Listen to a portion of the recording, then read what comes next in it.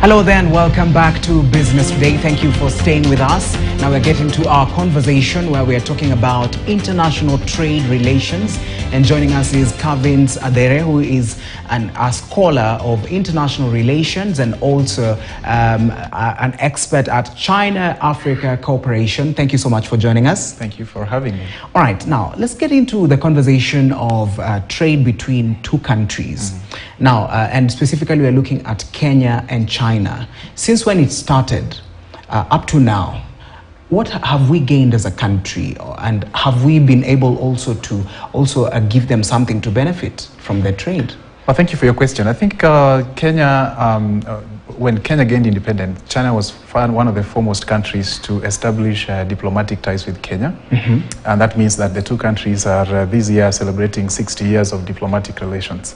And part of these diplomatic relations is trade cooperation. Yes. You know, our trade usually happens between countries based on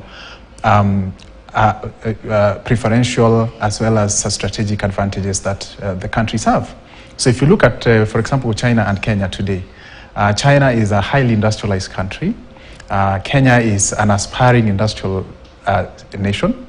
There are so many products that are produced in China that would ordinarily be needed in Kenya.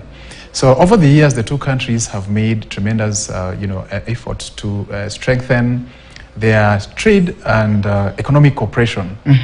You know, and we've seen an increase in Chinese investments in Kenya. We've also seen an increase in the volumes of trade happening between Kenya and China. Of course, as an industrialized country, way stronger than Kenya, China is actually not just stronger than Kenya, but it's actually the heartland of the world in terms of manufacturing. So you'll find a lot of industrial products coming out of the Chinese market that find its way into the Kenyan market. And if you talk about the gains for the Kenyan people, for example, China has allowed Kenyans to access a wide variety of products. Remember that some of the products that we source from China are not locally manufactured. So you're talking about machinery. Yes. You're talking about high-end electronic equipment. We are talking about mobile phones that are not manufactured locally. We just saw some efforts by Kenya now to begin to think about assembling. But in terms of manufacturing, a lot of products that we use today in Kenya are manufactured outside Kenya. And much of it, would say, has been manufactured in China, simply because China is now the biggest manufacturer for the world, not just for Kenya. Yes. Yeah. All right. And now, picking from what you've just told us, 60 years of diplomatic relations, I mean, that's a lot of years. And when you look at, in terms of the kinds of products that we bring into the country, I believe it's a lot. So therefore, going forward, even as we are now getting into a new year, are we looking at maybe a new market in terms of the imports that we bring into the country? We'll get to the exports that we get out. But now, from China, what are we? What market are we looking at in terms of expansion when we go even into the new year? Now, I think Kenya basically is interested in acquiring some of the technologies and products that it's not able to produce locally from its international partners like China. So if you look at the big conversation happening in Kenya today is about green development. We are focusing on how to manage the impacts of climate change. And one of the biggest ideas here is to tap the green energy, for example. And China today is the biggest producer of, for example, solar panels that can be used to tap green energy. So if more Kenyans are going to be thinking about tapping renewables in their locality so that they move away from the fuel and fossil-based kind of sources, then China then becomes a very important partner to work with in this, and not just for Kenya. I think China has also expanded a little bit. When we look at Africa, China has been the strongest partner for the continent in terms of its pivot towards green energy. Yes. So in terms of managing the impacts of climate change, especially with that pivot to green energy, I think that Chinese technologies, Chinese products present a very good opportunity for Kenyan people, even as we think about our own domestic manufacturing of this equipment. But for now, that we do not know how to do some of these things. But at the same time, we have to live with the realities of the times, including the impacts of climate change. So that is an area which I think the two countries could foster collaboration on. The other area is in terms of manufacturing. Remember, the new government under President Ruto is focusing a lot in terms of promoting value addition and manufacturing locally. And one way that Kenya can do this in partnership with China is attracting some of the excess industrial capacity in Beijing to bring it to Nairobi to, sort of like spur a local manufacturing culture here. And this is not just helpful to Kenya, but also for the region. As you see, Kenya is a gateway and an anchor economy for the regional economic bloc under EAC. So when we think about local manufacturing, the buy Kenya, build Kenya kind of mentality, we can achieve this in partnership. And this has shown to be very promising, especially with partners like China. When you see some of the Chinese firms are now willing to set base in Kenya because of the enabling political context, as well as a highly skilled labor force that is available in Kenya. So we're looking at how can the two countries, for example, collaborate so that we attract some of the excess industrial capacity in China, bring them here.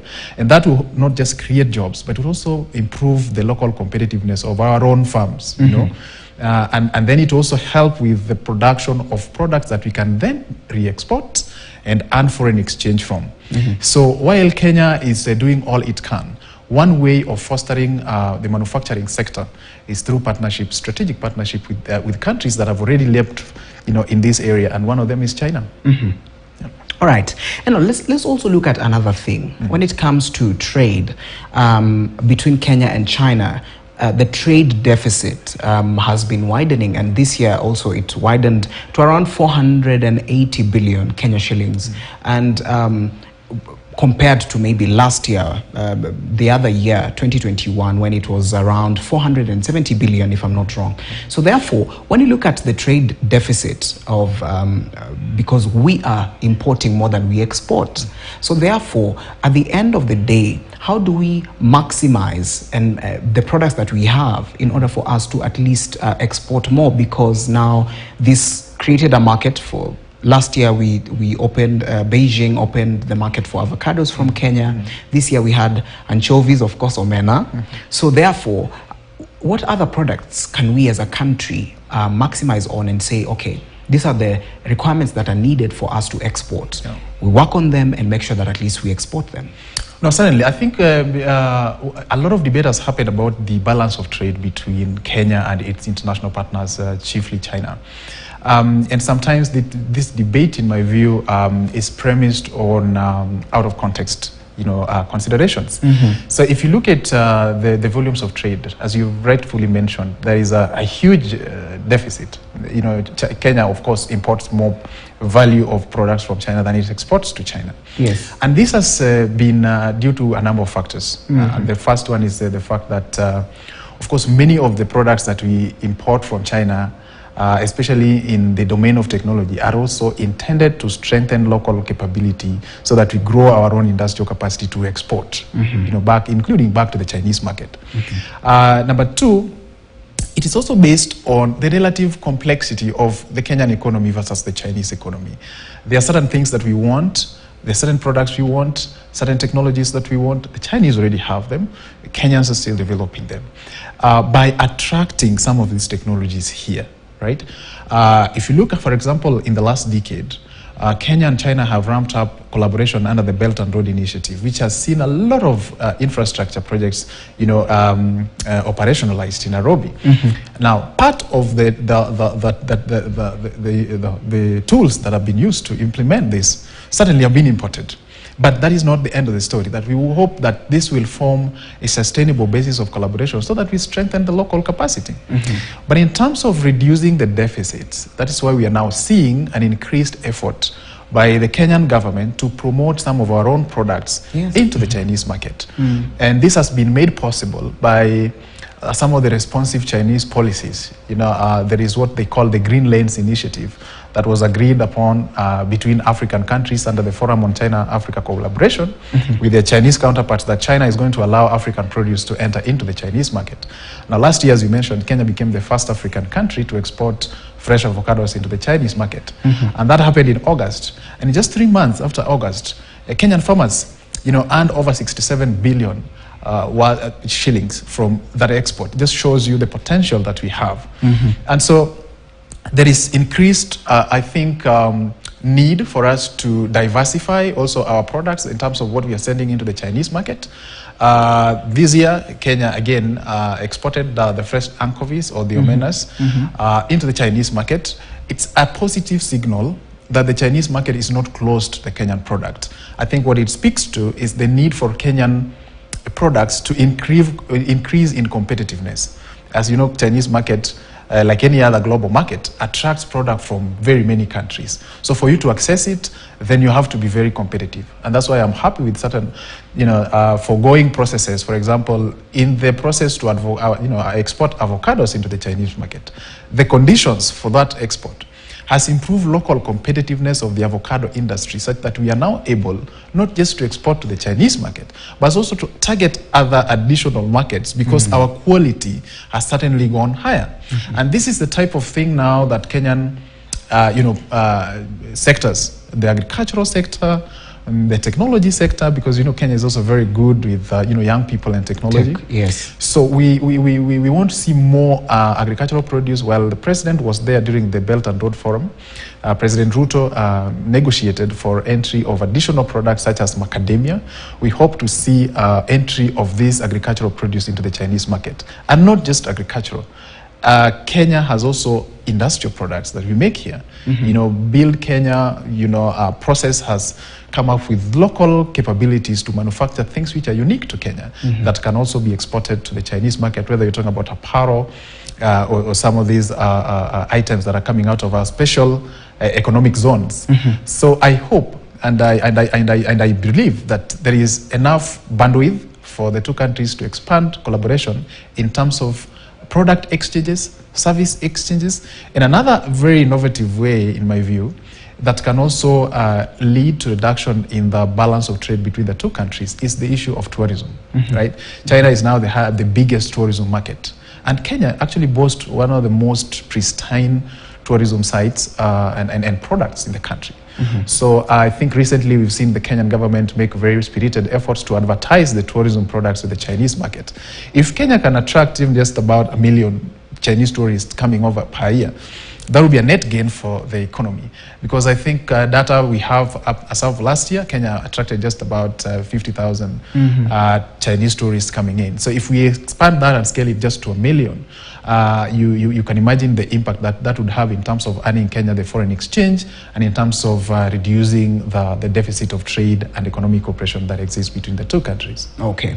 Let me take you back a bit. You've spoken about President William Ruto in the China for the Belt and Road Forum. Now, when you look at President Ruto going to China for this specific forum, what does it mean? Because you mentioned what are some of the maybe expectations that we will get from there. Now, but when you look at in terms of growth of the partnership between the two countries, what does this mean for both China on the other side and also for Kenya? No, I think it is important. When the president went there, President Ruto simply signaled the idea that Kenya appreciates the depth and breadth of collaboration between Kenya and China. And it was also an indication of goodwill and confidence in the partnership between the two countries. And while there, he did negotiate, and we saw some deals signed, especially in terms of technology in the green energy space, as well as telecommunications. But going forward, I think there is a lot that has already happened between Kenya and China that we can build on to strengthen the relationship and deliver value for the people of China and Kenya. For a long time, the relationship has been looked at like it's only, Kenya that gets things done for it by China. Yes. But I think in a big way, China is also benefiting from this relationship. Kenya occupies a very strategic geolocation in the continent. It's a major gateway. Kenya boasts relatively high infrastructure capability that has enabled it to be a transshipment hub for the region. And Kenya has a very well-educated population that can serve any type of industrial undertaking. And so it opens up opportunities for Chinese firms to also come and invest here. It gives the Chinese firms an opportunity to showcase their technology and some of their products here, while also allowing the Kenyans to learn through technology transfer. Today we are talking about over 400 Chinese firms that are operating in Kenya, employing over 40,000 Kenyans.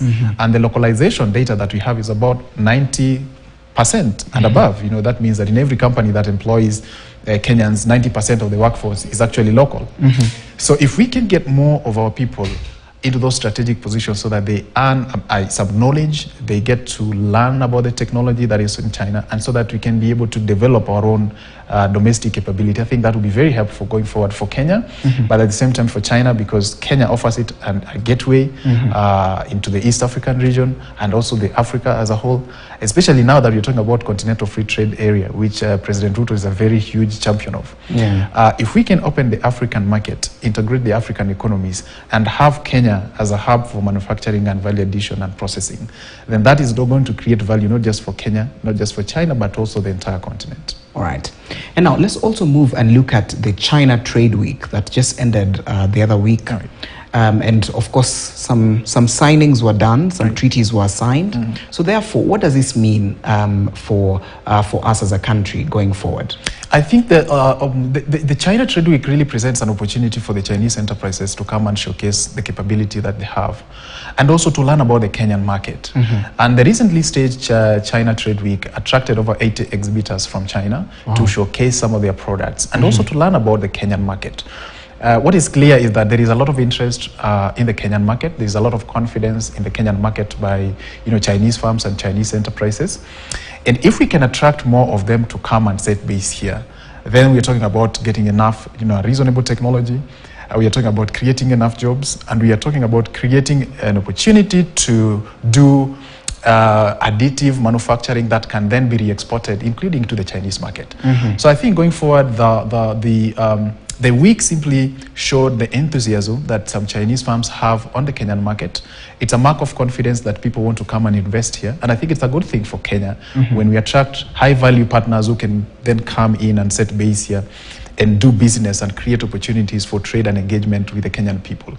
So going forward, I think Kenyans should be willing to embrace these opportunities that are coming out of China, because China also started like we are. Actually, it said that about 1983, Kenya had the tallest building in Kenya and in China. But today, one Chinese city has so many skyscrapers you can't compare to the whole of Kenya. So we can start from where they started. They learned from other societies. They learned from other civilizations through collaboration, through opening their doors to this kind of partnership agreements. And I think we can build from that, take advantage of the opportunity that exists between these two countries and see how to harness that goodwill, how to tap that technology, and how to increasingly access the Chinese market for the Kenyan produce. All right. Even as we speak about the Kenyan produce, let's also look at this particular China Trade Week. The reception from Kenyans, how was it? And are we seeing more of Kenyans getting into just very many of maybe the enterprises or creating businesses that are going to really serve the outside world? No, certainly. I mean, through the Kenya Investment Forum, the Trade Week provided an opportunity for matchmaking between Kenyan enterprises and their Chinese counterparts. So you could go there and see which Chinese enterprise want to come into Kenya and then which local partner. Again, it's important for these kind of partnerships to happen, because then that is the surest way that you're going to ensure that technology is transferred to the local people. So the Trade Week offered that opportunity for business matchmaking, and there are certain deals that were signed during the week. Kenyan enterprises working with their Chinese enterprises to see how to build systems and structures that can enable transfer of excess capacity in China into Kenya. But it's also indicative of the strengthening, the streamlining of the discourse on economic partnership between Kenya and China. The beautiful part about this story is that many Chinese firms that have come to establish their bases in Kenya have made money. So that makes it possible for them to sell a beautiful story to their partners back in China. Kenya is a place of opportunity, not just for Kenyans, but also international investors. And I think that is a message that was quite clear at the China Trade Week that happened in Nairobi. Most of those investors cannot wait to come and establish bases here in Kenya and begin to start the processing. Many of them are looking at the already identified export processing zones or the special, the county aggregated parks that now the government is trying to push to operationalize. So you'll see a lot of interest from the Chinese enterprises, but we also think there's a lot of interest on the Kenyan side to attract some of these high value farms, so that we can create value, we can create jobs, and we can create an enabling condition for the growth of local industries. All right, even as we finish, briefly, what can we do as a country in order for us to increase the number of products that we export? Sure. Because we are importing a lot. So therefore, what is it that we can do as a country in order for us to make sure that at least we export even more products? No, that's a very important question. I think the first thing to do is to strengthen our capacity, industrial capacity. You build from scratch. You try to assist people who want to set up industries to do it. And that means responsive government policies that can facilitate trade and investment. It means education, refocusing the education to focus on value and high value end products and industries. And that means, and we've seen this, Kenyans are very enterprising, So what is the government support? How responsive are the policies? And this new government is trying to come up with these policies to support businesses. We hope that these policies will be progressive. They will ensure that people are able to set up businesses and run them sustainably. But above all, in terms of international partnerships, the capacity to attract, knowledge, technology, and products from outside that can help us to build our own. We've seen the president is quite aggressive in terms of marketing Kenya as an investment destination. We hope that these type of conversations with international partners will bear fruit by ensuring that they are able to come to Kenya to bring that technology home, so that Kenyans, in their entrepreneurial sense, can be able to adapt to that. So it's about improving the quality, the skills of the workforce, introducing new and progressive policies that can promote investments, going into strategic and beneficial partnership with international partners so that the external markets can also open to us. But I think we also have a very big internal market for now that we can serve, to learn from, to grow, and before we even focus on the external market. All right, thank you so much, Kavins. We have to finish this conversation right there. That is Kavins Adere, who is a scholar of international relations, China-Africa cooperation. We've come to the end of this edition of Business Today. My name is Kelvin Nyakundi. Stick around. Mbiu ya KTN is just coming up next.